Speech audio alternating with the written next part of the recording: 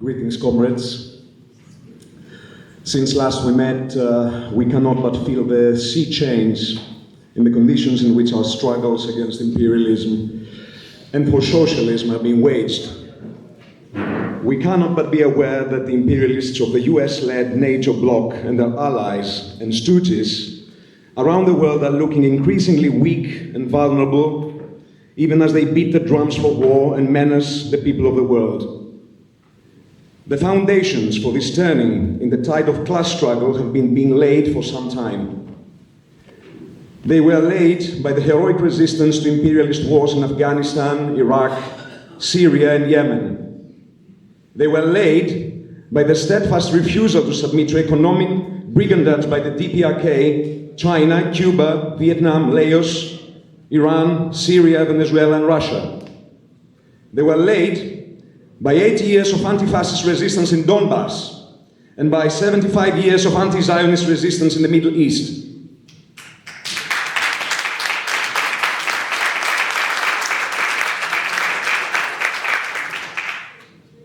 They were laid by the rapid advance in development levels in the People's Republic of China, which has set itself the target of becoming technologically independent by 2025. And they were laid by the deep crisis of the global capitalist economy, which has been inflicting wave after wave of austerity and war on the masses, particularly since the banking collapse of 2008. As we meet, a new downward lurch of the crisis is expected to break out into the open at any moment, and to bring with its consequences that will make the problems of 2008 look like a walk in the park. At such a time, comrades, it is vital that we are doing everything we can to prepare a movement to overcome the obstacles that lie between us and the successful conclusion to our struggles against imperialism and for socialism. Meeting in Athens gives us the opportunity to reflect on the experiences of comrades here in Greece during the last great wave of revolutionary struggle, a wave that was unleashed by another overproduction crisis and another global war drive. And as we examine afresh the great victories and defeats of our Greek comrades in the 1940s, we can see that this history contains many vital lessons for our movement today.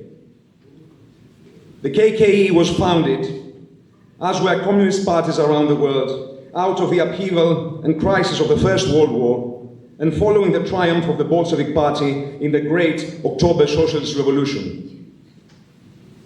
That earth-shaking event proved decisively the necessity of Bolshevizing our movement, of building in every country a party of the Leninist type. Parties founded firmly on the principles of scientific socialism and experienced in the art of popularizing this Marxist understanding amongst the masses. Parties capable of attracting the best elements of the working class and training them. Parties able to navigate the complex waters of class struggle and hold firmly to the main objective at any particular moment, pointing out a clear line of march to the wider masses. Parties organized so that their cadres can carry out party decisions with a flexible maneuverability and iron discipline of a highly motivated army. Comrades, a movement and parties of this type are still what the working class needs if it is to succeed in freeing itself from exploitation once and for all. We must study seriously and in detail the experience of the Bolsheviks in building such a party, as well as the experience of doing the same in our own countries. Where did they succeed? Where did they fail? How can this understanding help our movement to develop today? In the early days of the new Communist International, most of the parties that made it up were small, in many parts of the world. No meaningful socialist movement had existed before the October Revolution, electrified the nascent national movements against colonialism, catapulting a new awareness of Marxism into their midst. In Europe, new communist organizations were formed from the revolutionary wings of the old, rotten, social democratic parties that had failed the workers so badly during the imperialist carnage and revolutionary crisis of World War I. And here is another important lesson for us today. It is not the size or the age of an organization that determines its success, but its ability to find and stick to a correct line. Its ability to withstand the constant pressures of bourgeois ideology and bourgeois political and social life. Its sincerity in striving for a really revolutionary outcome.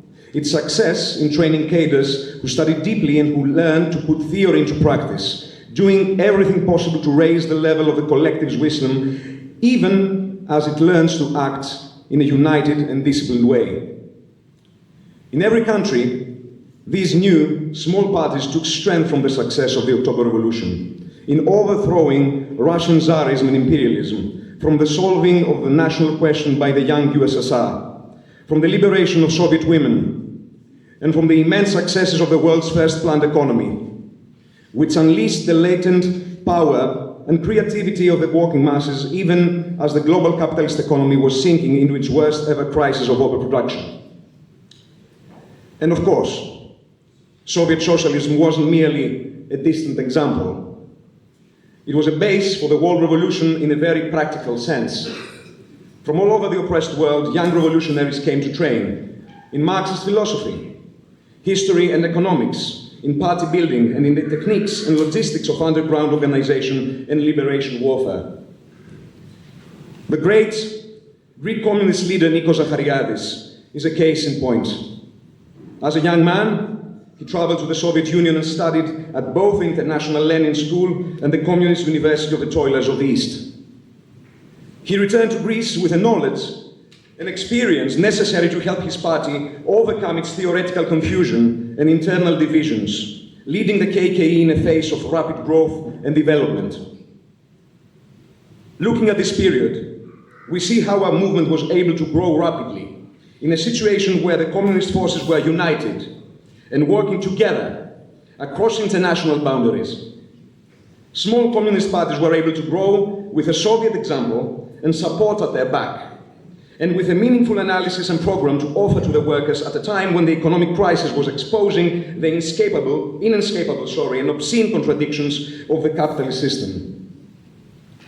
This combination of the rise of an effective communist movement and the deepening crisis of the capitalist system forced the imperialists to resort to fascism, not only in the oppressed countries, but even in imperialist heartlands, such as Germany, Italy, and Spain.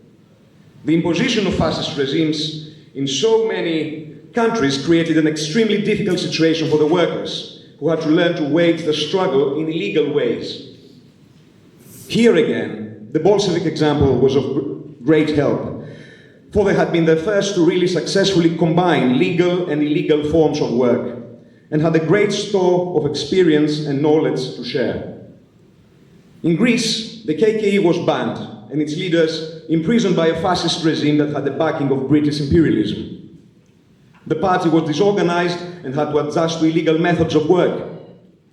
But even from a prison cell, Comrade Zachariadis was one of the first leaders in Europe to call for a national front against fascism, galvanizing the workers to action by writing his legendary letters from jail, in which he set out a communist approach to waging the anti-fascist and anti-imperialist struggle. Communist leadership of the Greek National Liberation War, waged first against Italian and then against German fascist occupation, has many parallels with the anti-Japanese war waged against Mao Zedong and his comrades in China, a war in which the communists had to overcome their own internal divisions and also to force the unreliable and anti-communist nationalist forces into cooperation. Much can be learned about communist strategy and tactics in an oppressed country from studying these two examples. In Greece, the communists made their first important advance in their battle against hunger, which had struck with a vengeance in the wake of the Nazi invasion of May 1941. The German occupiers, commandeering food and other resources for themselves, left the masses so bereft that a full 1/3 of the Greek people starved to death, The Communist Organized National Liberation Front, the EAM, recognizing that this was its first duty, organized public dining rooms to ensure the physical survival of the people. The communists also founded the Greek People's Liberation Army, the ELAS, the only anti-fascist resistance movement not supported by the British, which actually helped it to gain the loyalty of the masses. The revolutionaries soon established liberated areas in the countryside and grew strong enough to not only to mount guerrilla attacks, but to wage full-scale warfare against the German and Italian occupiers. In the liberated areas, a new form of government was established. Not only was the population saved from hunger, but for the first time, ordinary Greek people, including women. Now, conclusion, please. Yes. Were involved in determining their everyday lives, and for the first time, they could be involved in political life under the leadership of the Communist Party. This was the first time that women had been given the right to vote in Greece, and they would have to wait for 35 years to vote again. As in China, such activities immensely enhanced the reputation of the communists and won for them a huge and loyal following. The National Liberation Front grew to include 2 million members, 1/3 of the population, the biggest organization ever to have existed in Greece. Many lessons are encapsulated for communists in this history. We can see how, by mobilizing the broadest possible section of the masses behind the immediate slogans of anti-fascism, anti-imperialism, liberation, and self-determination, but without subordinating their communist program and outlook, the best possible conditions were created for connecting Marxism with the masses.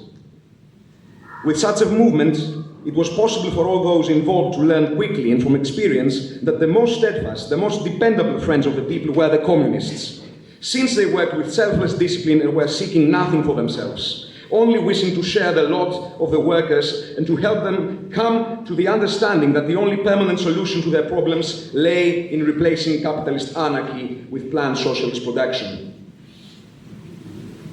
Of course, the Greek revolutionaries were helped enormously in these efforts by the example of Soviet socialism, whose light shone like a beacon across a world that seemed otherwise consumed by the darkness of imperialist fascism and war. The question of how the Greek Revolution came ultimately to fail, even when victory seemed firmly within its grasp, is one that is still debated today. Undoubtedly, the absence of the party's most experienced practical and theoretical leader in Dachau concentration camp for 4 years played its part. So too did the complex geopolitical situation in which the Greek partisans had essentially won their war against Nazi Germany before the war as a whole was over. The compromises reached with British imperialism, which was officially on the same side of the global anti-fascist alliance as the Greek partisans, but in practice had been a long-term sponsor of fascist and monarchist forces in the country, also proved catastrophic. The perfidious British took full advantage of the terms of the peace deal to install a government of their own, choosing while breaking every one of the promises they had made to the revolutionary forces during negotiations. 40,000 English soldiers entered Athens, and they had no hesitation in using fascist security organizations, the security battalions, that had been set up by the Nazis to establish the authority of the new regime. Britain's role in attempting to crush the Greek Revolution was ruthless and bloody. It armed and directed the old monarcho-fascist organizations that were loyal to its interests, while bombing and starving working-class populations without hesitation, in particular during the 37-day Battle of Athens in December 1944. The release of Zachariadis from Dachau in 1945 returned him to Greece and restored him as General Secretary of the party. The armed struggle was organized once again, and elections organized by the British occupiers were boycotted, since it was clear that it would be neither free nor fair under such circumstances. The British Labour government that had come to power in 1945 was fully committed to the same path that Britain's wartime leader Winston Churchill had taken in Greece. Despite all the brutalities inflicted on the Greek people, however, British imperialism was unable to sustain the military and economic efforts required to suppress the revolution, and this role had to be handed over to the increasingly dominant power of US imperialism. Under the Truman Doctrine, the USA had committed itself to intervene anywhere in the world to protect any regime that was faced with imminent revolution. In 1947 to 48, US forces launched a series of major offenses in the mountains of Greece against the partisans. It was here that the US Army used napalm bombs for the first time. This weapon has become synonymous with imperialist brutality during the Vietnam War, but the truth is that such weapons had been used by the imperialists in almost every war they have waged from 1948 until today, when the latest iteration of napalm, white phosphorus, is being dropped on civilians in Gaza.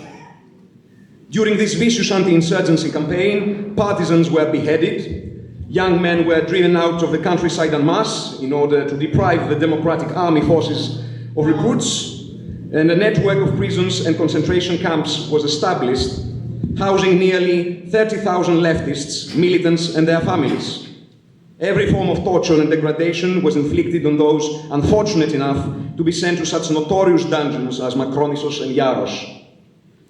Meanwhile, the American soldiers acted as an army of occupation. As in Korea and elsewhere, they lived as a privileged caste, able to commit crimes against the local population with total impunity. From that day forward, the US Embassy acted as a behind-the-scenes shadow government in Greece. The last straw for the Greek partisans was the betrayal of Yugoslavia's leader Josip Broz Tito. Navigating a difficult international situation in which the Soviets were working night and day to effect the recovery of their war-torn homeland, and in which the USA had an atom bomb but the Soviet Union did not, Joseph Stalin's USSR officially gave no military assistance to the Democratic Army of Greece. Clearly, an unofficial agreement existed in the socialist camp, however. The USSR in reality sent much support through back channels. It even sent tanks through Yugoslavia, but these were confiscated by Tito. When Tito made the first rupture in the world socialist ranks, breaking with the Soviet Union and insisting on a third way towards socialism, to the great delight of the imperialists, one of his many hostile acts was to close the Yugoslav border to Greek partisans in July 1949. The KKE leadership having taken the principal position of supporting the CPSU's correct position regarding the socialist line of advance. Trapped between the closed border and the US napalm bombardment, the Democratic Army of Greece was finally defeated. As the vicious campaign of suppression and retribution unfolded, 60,000 Greek partisans, communists, and family members were forced into exile in the socialist countries. Thus, we see that the ravages of revisionism within our own movement can be said to have claimed their first victims even before the death of Stalin. The next great challenge for our movement was the change of political and economic line in the USSR that accompanied the change of leadership under Stalin's death in 1953. This was an ideological onslaught that very few parties proved able to withstand. The theoretical gutting of many communist parties was a process already beginning to get underway in the imperialist countries, where welfare provision to the masses under the threat of socialist revolution had persuaded the communists of Britain, France, and the USA to believe that there was now a peaceful road open to socialism. And this process was given a decisive and worldwide impetus by the advent of Nikita Khrushchev to the position of CPSU and Soviet leader. Very few parties had the kind of leadership that was able to see the danger in the new lines adopted by Khrushchev during this period. One of the great tragedies for both Greece and the world is that one of the first, yes, I'm finishing, and the most principled of those who did see and did speak out against the problems he saw developing was KK leader Nikos Zachariadis. In many ways, Zachariadis was uniquely positioned to understand what was happening, both because of his former experience and training in the USSR and the Comintern, and also because of his first-hand experience of the changes that began to take place inside the Soviet Union after 1953. But given a situation in which he and his comrades were entirely dependent upon Soviet hospitality, Zachariadis needed both principle and bravery to speak up. The reward for his courageous stand was to find himself effectively excommunicated from the movement. The Khrushchev clique had him removed as leader and then expelled entirely from his party. He was exiled to Siberia, and his ability to influence the debate and strengthen the forces of anti-revisionism was cut off. In his way, Nikos Zachariadis' legacy was also buried. So effectively was information about his life and work hidden away that very few communists outside of Greece today remember his name. This must be reversed, and the true nature of his revolutionary legacy brought to light. For his example, in standing up against opportunism and revisionism, no matter what the cost to himself, is one that must be followed by all those who sincerely work towards the defeat of capitalism and imperialism.